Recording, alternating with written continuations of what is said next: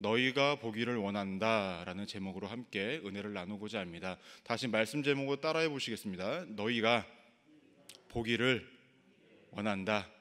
네, 짧은데 세 번이나 끊어서 읽었죠. 네, 너희가 보기를 원한다라는 제목으로 은혜를 나누겠습니다. 수요일하고 목요일 날 함께 새벽 예배를 함께 하신 분들은 모압에 대한 심판 메시지를 들으셨을 거예요. 오늘 마지막입니다. 그러니까 수요일, 목요일, 금요일 이렇게 3일을 통해서 하나님께서 이방 민족이 모압에 대해서 심판의 메시지가 나타나고 있는데요. 알고 계시죠? 예, 다행입니다. 예, 얼굴들은 처음 듣는 듯한 얼굴로 보고 계셔가지고 모압에 대한 메시지로는 마지막으로 이제 할 건데요. 여러분들은 왜 하나님께서 모압에 대해서 이렇게 심판 메시지를 주셨을까라는 것에서 한번 고민해 보신 적이 있으십니까? 도대체 그들이 어떠한 잘못을 했길래 하나님께서 그렇게 진노하시면서 그들에게 심판의 메시지를 던지셨을까, 또 심판을 내리셨을까라는 것을 우리가 한번 살펴볼 필요성이 있을 것 같습니다. 어제 수요일부터 목요일까지 동일한 말씀이 조금 반복되는 말씀들이 분명히 있을 거지만 오늘 마무리하는 그 시점이니까요. 제가 먼저 말씀을 나누기 전에 모압이 어떠한 잘못을 먼저 했었는지를 함께 먼저 보도록 하겠습니다. 7절을 보시면 이러한 구절이 나옵니다. 내가 내 업적과 보물을 의뢰함으로 너도 정복을 당할 것이요. 이것은 어떠한 죄를 모압 백성들이 지었었냐면 스스로 이루어 놓은 것들을 의지하는 삶을 살았다라는 거예요. 그들의 첫 번째 잘못은 스스로 이루어 놓은 것을 의지한 것이었습니다. 또한 7절과 13절과 35절에 등장하는 본문이 있습니다. 그모스는 그의 제사장들과 고관들과 함께 포로되어 갈 것이다. 이들이 지었던 두 번째 잘못은 하나님이 아닌 금모스 신, 다른 신을 섬기면서 살아왔다라는 것이 하나님께서 모압 사람들에게 잘못을 지적하는 두 번째였습니다. 세 번째 잘못은 무엇이었냐면 11절을 보시면 모압은 저문 시절부터 평안하고 포로되지 아니하였으므로, 그러니까 스스로 안전하다는 것에 자신을 갖고 있었고 그것에 대한 교만한 삶을 살았다라는 거예요. 14절을 보시면 너희가 어찌하여 말하기를 우리는 용사요 능란한 전사라 하느냐라고 나옵니다. 자신의 힘에 대해서 자신감을 가지고 교만하면서 살았다라는 것입니다. 26절과 42절을 보시면요, 이는 그가 야훼에 대하여 교만함이라라고 합니다. 하나님을 거슬러 교만한 자만한 죄가 여기서도 드러나고 있습니다. 또한 27절을 보시면 내가 이스라엘을 조롱하지 아니하였느냐, 그래서 어떠한 잘못이냐면 하나님의 백성인 이스라엘 백성들을 조롱한 것이 그들의 잘못이었다라는 것입니다. 마지막으로 우리가 29절을 보시면 우리가 모압의 교만을 들었나니 그들이 교만한 일생을 살았다라는 거예요. 1절부터 이제 오늘 함께 읽으신 그 48장 전체에서 모압의 잘못은 이렇게 7가지로 이렇게 요약이 되어질 수 있습니다. 이렇게 7가지로 되었지만 이것을 간단하게 3가지 정도로 요약을 하면요, 첫 번째로는 하나님이 아닌 이방신을 섬긴 것이 그들의 첫 번째 잘못이었습니다. 두 번째 그들의 잘못은 무엇이냐면 자신들이 갖고 있는 그 어떤 것들로, 또 자신들이 이루은 그 어떤 것들로 교만한 삶을 살았다는 것이 그들의 두 번째 잘못이었습니다. 마지막으로 그들의 잘못은 무엇이었냐면 하나님의 백성을 조롱한 것이 그들의 잘못이었다라고 볼 수 있습니다. 하나님께서는 이러한 이유들 때문에 모압 사람들을 심판하시겠다라고 이야기하시고 있는 것입니다. 그렇다면 하나님께서 우리가 오늘 함께 읽으신 36절에서 47절까지의 말씀을 근거로 모압을 어떻게 심판하실 것이고 향후 이들은 어떻게 될 것이며 또 심판 메시지를 통해서 우리에게 말씀하시는 것은 무엇인지를 우리가 함께 나누고자 합니다. 먼저 36절을 보시면요, 하나님께서는 35절까지의 말씀까지 어떠한 말씀하시죠? 그들에게 진노하시고 심판의 메시지를 전해주셨는데 36절에서는 조금 다른 모습을 보여주십니다. 제가 읽어드리겠습니다. 그러므로 나의 마음이 모압을 위하여 피리같이 소리내며 나의 마음이 길레레스 사람들을 위하여 피리같이 소리내나니 라고 얘기합니다. 동일하게 등장하는 본문이 무엇이냐면 피리 같은 소리를 내며 피리 같은 소리를 내나니 라는 부분입니다. 당시에 피리 소리라는 것은 어떠할 때 사용이 되었었냐면요, 탄식할 때에 나왔던 말이라고 합니다. 탄식할 때에. 그럼 어떠한 것에 대한 탄식일까요? 모압 사람들이 심판받는 것에 대해서 하나님께서 탄식하고 그들이 심판받는 것에서 애통하고 안타까워하고 그들의 고통 신음소리를 듣고 계시다라는 그 말씀을 여기서 이야기하고 있다라는 것입니다. 왜 35절까지는 하나님께서 그들을 심판하시고 그들에게 대해서 진노를 하셨는데 왜 36절에서는 왜 그들이 심판당하는 것에 대해서 애통하시고 마음 아파하실까라는 거죠.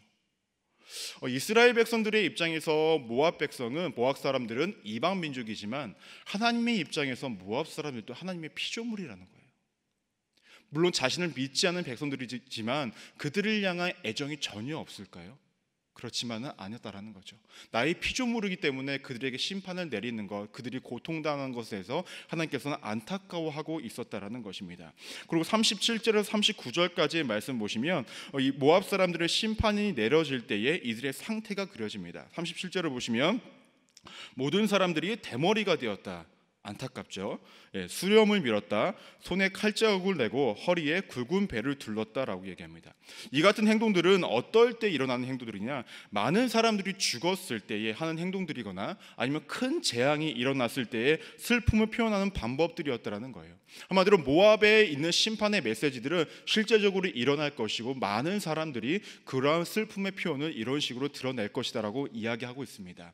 이러한 심판은 특정 사람들에게만 일어나는 것이 아니라 성경을 보시면 모든 사람들이 이러한 행동을 한다라고 한 것으로 보아서 모든 사람들에게 이러한 심판이 이루어질 거라는 거예요. 또 39절을 보시면 모압은 파괴될 것이고 조롱거리와 부끄러움을 당할 것이다 라고 이야기합니다. 왜 이 같은 말씀을 했냐면 아까 죄의 목록을 통해서 제가 말씀을 드렸는데 그 모압 사람들은 오랜 시간 동안 자신들의 어떤 경제적인 어떤 풍요와 또 군사력 때문에 또 위치적인 지리적인 문제 때문에 다른 나라들로부터 어떤 침입을 당하거나 아니면 고통을 당한 적이 없었다라고 합니다. 또한 그러한 이유들 때문에 많은 열방의 나라들도 그 나라를 무시하지 못하는 나라였다라는 거예요. 그렇기 때문에 다른 나라 사람들도 모압이라는 나라가 그 침입을 당하거나 고통을 당할 것이라는 생각을 아무도 못했다라는 것입니다. 근데 막상 그들이 그러한 고통을 당하니까 사람들이 이제 놀리는 거죠. 조롱거리가 되어진다는 것입니다. 근데 재미있는 것은 무엇인지 아십니까? 그 사람들은 조롱을 당하면서 조롱하는 사람들이 두려워합니다. 왜냐? 모압이란 나라는 그 누구도 치지 못할 거라고 생각을 했었는데 그들을 치는 분이 누구십니까? 하나님이셨기 때문에 그들을 조롱하면서도 많은 사람들은 어떻게 합니까? 그들을 치시는 하나님을 두려워하고 있었다라는 것입니다. 그리고 40절은 그래서 이러한 말씀을 하십니다. 어떤 말씀을 하시면 이는 야훼의 말씀이니라 라고 합니다. 또 38절을 보시면 이는 야훼의 말씀이니라 라고 얘기하십니다. 한마디로 이러한 심판을 내리시는 분은 다른 사람이 아니라 나 하나님이 직접 내릴 거고 내가 이같이 말했기 때문에 이 약속은 이 심판의 메시지는 반드시 내려질 거라고 말씀하고 있다는 것입니다. 그렇다면 앞으로 모압에게 어떠한 일들이 일어날까요? 40절을 보시면 그가 독수리가 같이 날아와서 모압 위에 그의 날개를 펴리라 라고 이야기하고 있습니다. 우리가 성경에서 독수리가 날개를 이렇게 핀다라고 했을 때는 어떠한 것이 보통 떠오르십니까? 독수리 날개로 품는 거, 아니면 독수리 날개 치고 올라가는 것, 이런 것들을 보통 우리가 생각하게 되는데 여기서 말하는 그가라는 것은 누구냐면요, 바벨론 나라의 느부갓네살 왕입니다. 그 왕입니다. 그 왕이 이제 그 모압을 침공하겠다라는 말이 이 본문에서 드러나고 있습니다. 그런데 왜 하필 다른 동물들도 있을 텐데 왜 독수리를 비유로 해서 하나님께서 그 모압을 치시겠다라고 이야기하고 있을까라는 겁니다. 독수리가 빠릅니까? 느립니까? 엄청 빠르죠. 독수리 날아다니시는 거 보셨나요? 실제로 보셨어요? 그래요? 예상치 못한 답변인데요. 예, 엄청 빠릅니다. 근데 만약에 우리가 호랑이나 사자로 나타났으면요, 그들의 단점이 있어요. 뭐냐? 굉장히 높은 곳은 갈 수 없죠. 모압이 만약에 굉장히 높은 곳으로 피했을 때는 하나님 치실 수 없다라는 거예요. 독수리는 무엇입니까? 높은 곳과 낮은 곳 상관없이 신속하게 그들을 칠 수 있다라고 하나님께서 말씀하고 있다라는 것입니다. 한마디로 바벨론이 그 모압을 침공했을 때에는 그 누구도 피할 수 없다라는 것, 그들이 어디로 피하든 아무데도 피할 수 없다라는 것을 여기서 말씀하고 있다라는 것입니다. 또 41절에서 하나님께서 바벨론을 침공하시게 되면 어떠한 일이 발생되냐? 풍요로웠던 모압의 성읍들이 무너지게 됩니다. 그리고 굳건함을 자랑했던 모압의 요새들이 무너지게 됩니다. 또 막강한 전력을 가지고 있던 용사들이 무기력해진다고 이야기하고 있다는 것입니다. 용사라는 사람들은 어떠한 사람들이죠? 마음에 담대함이 있고 용감한 사람들을 뜻하지 않습니까? 근데 그들의 마음이 어떻게 된다고? 여인의 상고를 당하는 여인의 마음처럼 약해진다는 거죠. 용감한 사람들 실제로 자신들에게 주어지는 어떠한 고통과 아픔을 바라보면서 마음이 여인들과 같이 된다라고 성경은 이야기하고 있습니다. 이러한 침공을 통하여서 하나님께서 뭐라고 말씀하시냐면 42절에 멸망하고 다시는 나라를 이루지 못하리라. 이것을 제가 다시 원어로 보니까 이렇게 번역을 할 수 있습니다. 모압이 나라로서는 뿌리를 뽑힐 것이다 라는 것입니다. 근데 재밌는 것은 이것입니다. 이들이 나라를 세우지 못하지만 이들 모두를 멸하신다라고 말씀하지 않았다라는 거예요. 하나님께서는 이들 모압 사람들 중에 하나님 심판으로 인해 죽는 사람들도 있겠지만 이들은 모두 멸하시지는 않겠다라고 이야기하고 있다라는 것입니다. 그리고 이 침공을 통하여서 이제 주민들이 당하는 고통이 43절부터 44절까지 등장을 합니다. 이때 다시금 시작하는 말씀은 무엇이냐? 야훼의 말씀이니라라고 이야기를 합니다. 또 이것 역시도 하나님께서 반드시 이루실 것이라고 말씀하고 있다는 거죠. 주민들에게 일어나는 고통은 무엇이냐? 그들이 두려움을 당할 것이고 함정에 빠질 것이고 올무에 빠질 것이라고 말씀은 이야기하고 있습니다. 두려움에서 도망하게 되면 함정에 빠지게 될 것이고 함정에서 나오면 올무에 걸리게 된다라는 것입니다. 즉 하나님의 심판 앞에서는 그 누구도 벗어날 수 없다라고 하나님께서 다시금 이야기하고 계십니다. 사실 우리가 이렇게 본다면 그들의 죄가 분명히 있지만 좀 심하다라는 생각이 좀 들 수가 있어요. 근데 44절의 말씀을 보시면 내가 모압이 벌받을 해가 임하게 할 것이다 라고 이 안에 내포된 의미는 무엇이냐면요, 그들이 받기에 합당한 벌을 임하게 한다. 그들이 벌을 받기에 합당한 만큼만 내가 벌을 주겠다라는 거예요. 즉 하나님께서는 그들이 벌을 받는 그 이유가 분명히 있기 때문에 자신의 공의에 근거하여 정당한 벌, 그들의 잘못만큼의 벌을 내리신다라는 거예요. 사람들의 입장에서는 과하다라고 여길 수 있는 그 모든 하나님의 심판들이 하나님의 보시기에는 정당한 만큼의 수준만큼 하나님께서 내리시겠다라고 이야기하시고 있다는 것입니다. 45절과 46절을 보시면 주민들에게 또 다른 고통을 겪게 하신다고 말씀하십니다. 말씀을 보시면 도망하는 자들이 기진하여 헤스본 그늘 아래에 서니 이는 불이 헤스본에서 나며 불길이 시온 가운데 나서 모압의 살적과 떠도는 자들의 정수리를 사르미로다 라고 얘기합니다. 이것을 다르게 표현하며 너희들이 백날 도망가봐야 너네는 그래서 피할 수 없어. 너네가 도망가봐야 너네만 기진하여질 뿐이야 라고 이야기하십니다. 그리고 너네가 당시에 안전하다고 생각했던 헤스본과 시온, 그 당시에 요새화가 돼서 바벨론으로부터 침공을 받을 수 없다라고 여겼던, 너네가 그렇게 자신하고 너네가 안전할 것이라고 여겼던 그곳을 어떻게 불바다로 만들겠다라고 하나님께서 이야기하고 있다라는 것입니다. 더 나아가서 살적과 정수리를 사른다라고 얘기합니다. 살적이 어디냐면요, 찾아보니까 여기 관자돌이 쪽이래요. 하나님께서 이스라엘 모압 사람들을 이 정수리와 이 관자돌이 이 구렛나루라고 그러나요? 여기까지도 다 불사른다라는 것이에요. 그만큼 그들의 상황은 어떻게 하죠? 심각하게 일어날 것이라고 이야기하고 있다라는 것입니다. 그리고 더 나아가서는 46절을 보시면 그들의 아들들과 딸들, 남녀들이 어떻게 하죠? 포로로 끌려가게 될 것이다라는 것입니다. 이후에 이제 말씀을 보시면 아시겠지만 이스라엘 백성들도 바벨론의 침공을 통하여서 어떻게 하죠? 포로로 끌려가게 됩니다. 즉 이 모압 사람들도 포로로 끌려가게 된다라고 말씀하십니다. 근데 재미있는 말씀은 무엇이냐면요, 충격적인 사실이 여기서 등장을 합니다. 무엇이냐? 47절 말씀을 다 같이 한번 읽어볼까요? 그러나 내가 마지막 날에 모압의 포로를 돌려보내리라. 야훼의 말씀이니라. 모압의 심판이 여기까지니라 라고 얘기합니다. 하나님께서는요, 모압을 마지막 날에, 그러니까 하나님께서 정하신 그 운명의 때가 오면은 어떻게 하죠? 그들을 돌려보내겠다라고 말씀을 하세요. 아까 제가 말씀을 드렸죠. 하나님께서 내리시는 이 심판이 좀 가혹하다라고 여길 수 있겠지만 제가 말씀드린 것은 무엇입니까? 하나님의 공의대로 그들이 받을 만큼의 심판을 내리시겠다고 하는 것이 여기에 근거해지고 있다는 거죠.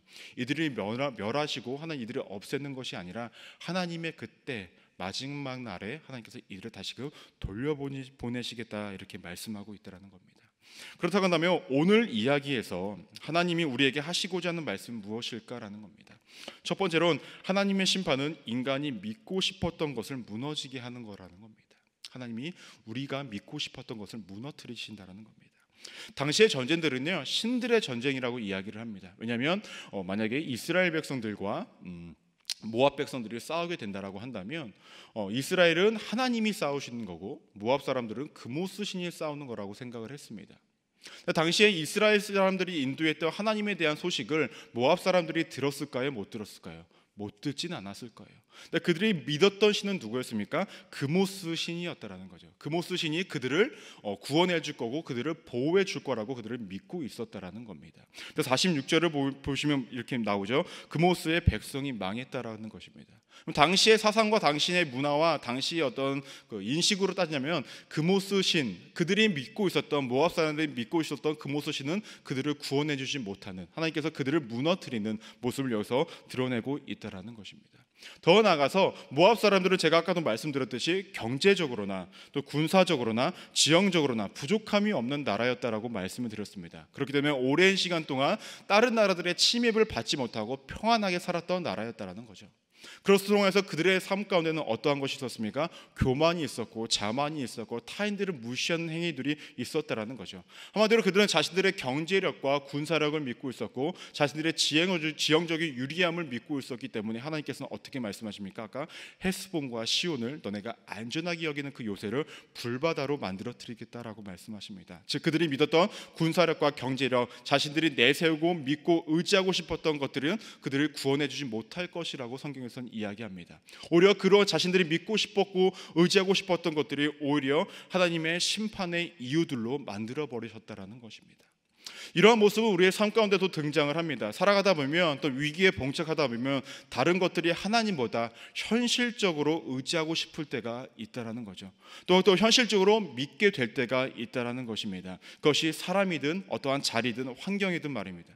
하나님은 하나님이 아닌 다른 것들을 믿고 신뢰하고 의지하게 된다면 그런 것들을 무너뜨리게 하시고 그것이 심판의 이유로 삼으신다라는 것입니다. 우리 성도님들은 무엇을 의지하고 계시고 무엇을 믿고 살아가고 계십니까? 하나님이십니까? 아니면 다른 것입니까? 우리가 어떠한 상황 가운데서도 동일하게 하나님을 믿음의 대상으로 의지할 대상으로 여기시고 계시냐고 저는 질문하고 싶습니다. 아니면 때와 다르게 상황에 따르게 다른 것들을 의지하고 살아가고 계십니까? 우리가 여기서 명확하게 짚고 넘어가 할 것이 있습니다. 무엇이냐면은 우리가 어떠한 상황 가운데서도 내게 주어진 어떠한 환경 가운데서도 하나님만을 의지하고 싶고 하나님만을 의지하고 있느냐라는 것입니다.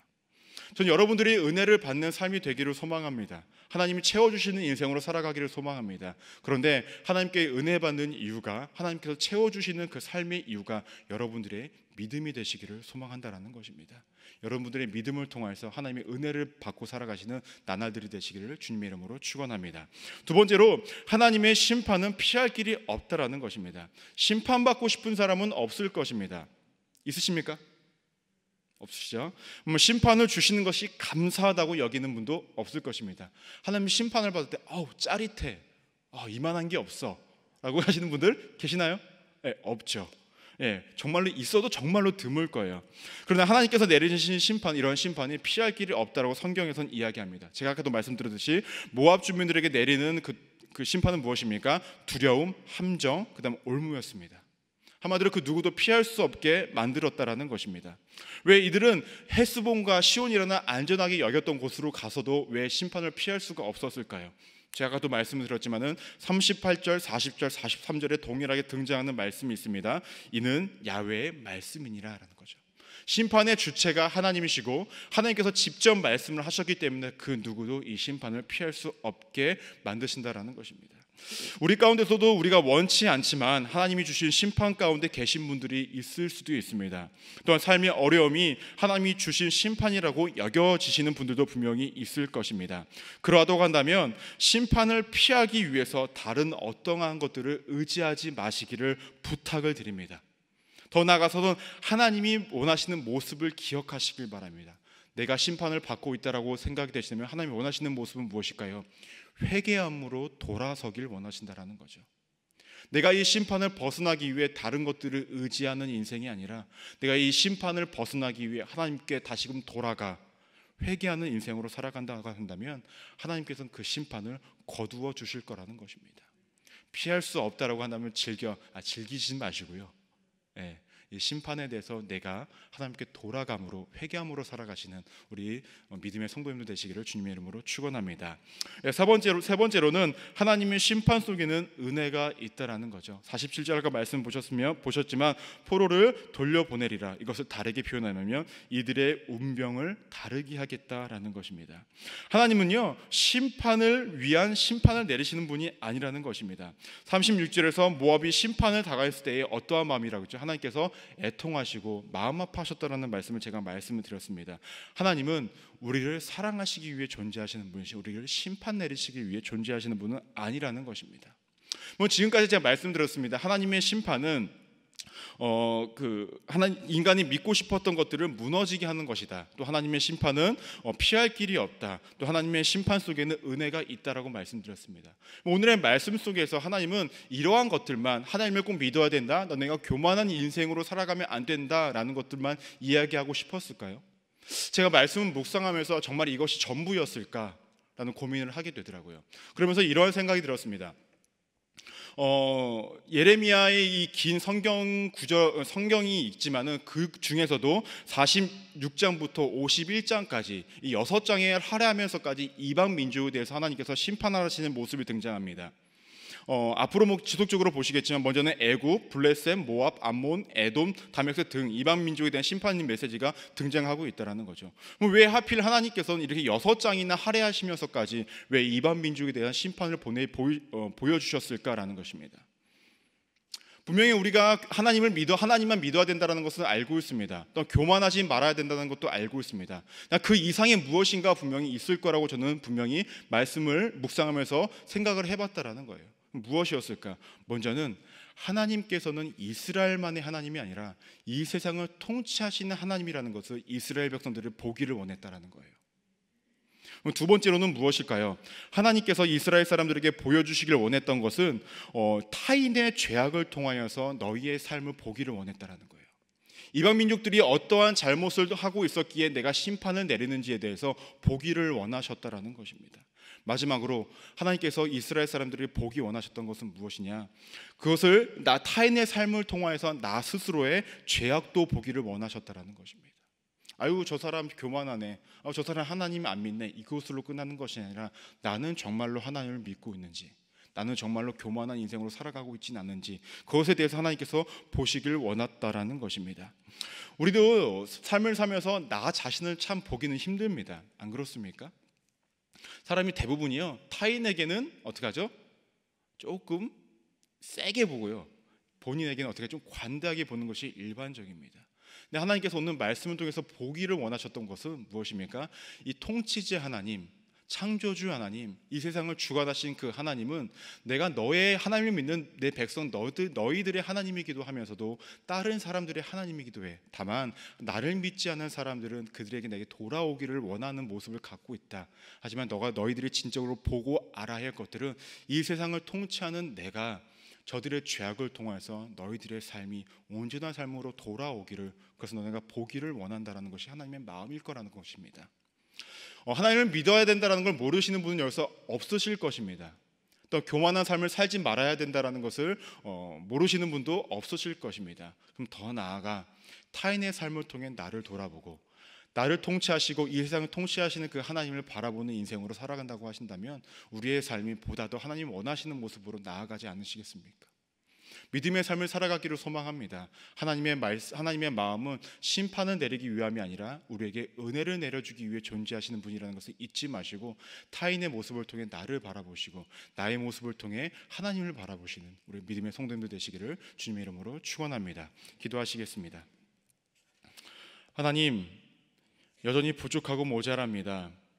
우리의 마음속에는 다른 것들을 의지하고 싶고 또한 내가 가진 것들로 내가 때로는 남들보다 우월함을 유지하며 또 우월함을 내세우며 살아가고 싶은 마음도 여전히 존재합니다. 하나님, 우리 안에 그러한 마음들이 있다면 이 모든 것들을 다 버려지게 하여 주시고, 또한 타인들의 삶을 통하여 내 삶을 되돌아보며 내가 보다 더 겸손히 주를 바라고 나의 믿음의 부족함을 되돌아보는 인생을 살아갈 수 있도록 하나님께서 함께하여 주옵소서. 무엇보다 하나님, 이 세상을 통치하시는 그 하나님을 의지하며 바라보는 인생으로 살아가게 하여 주시고, 나뿐만 아니라 하나님 믿지 않는 사람들도 하나님의 통치 아래에 있다는 것을 기억하는 인생 되어줄 수 있도록 붙잡아 주옵소서. 오늘도 믿음으로 드린 그 예물 위에 하나님께서 그 소망하는 그 기도 제목들 위에 하나님께서 응답을 더하여 주시고, 믿음의 응답을 통하여서 하나님의 살아계심을 역사하심을 경험하시는 우리 믿음의 성도님들 되어지게 하여 주옵소서. 이제는 우리가 기도하려고 합니다. 하나님, 우리 입술의 고백이 우리 진심으로 전심으로 나올 수 있도록 함께하여 주시고, 습관적인 고백이 되어지지 아니하도록 함께하여 주옵소서. 또 우리 믿음의 고백을 외칠 때에 하나님, 우리가 중언부언하는 것이 아니라 하나님께서 정말로 응답하신다라는 그 믿음을 가지고 나아가는 발걸음이 되어지게 하여 주시사, 우리가 부르짖을 때에 하나님께서 응답하시고 만나주시고 역사하여 주옵소서. 그렇게 우리의 기도 가운데 함께하시고 우리의 인생 가운데 함께하신 하나님께 감사드리며 살아계신 예수 그리스도로 간절히 기도드립니다. 아멘. 하늘에 계신 우리 아버지여, 이름이 거룩히 여김을 받으시오며 나라가 임하옵시며 뜻이 하늘에서 이룬 것 같이 땅에서도 이루어지리라. 오늘 우리에게 일용할 양식을 주옵시고, 우리가 우리에게 죄진 자를 사하여 준 것 같이 우리의 죄를 사하여 주시옵고, 우리를 시험에 들게 하지 마시옵고 다만 악에서 구하시옵소서. 대개 나라와 권세와 영광이 아버지께 영원히 믿사옵나이다. 아멘. 이제는 기도하는 시간입니다. 나라와 민족을 위해서 기도해 주시고, 무엇보다 코로나19를 통하여 위해서 기도해 주시고, 담임 목사님의 사역을 위해서, 또 선교사님들의 사역을 위해서, 또 개인의 성령 충만과 개인의 문제 해결을 위해서, 또 오늘 주신 말씀을 생각하시면서 다 같이 주여 3번 외치시고 간절히 기도하시겠습니다. 주여, 주여, 주여.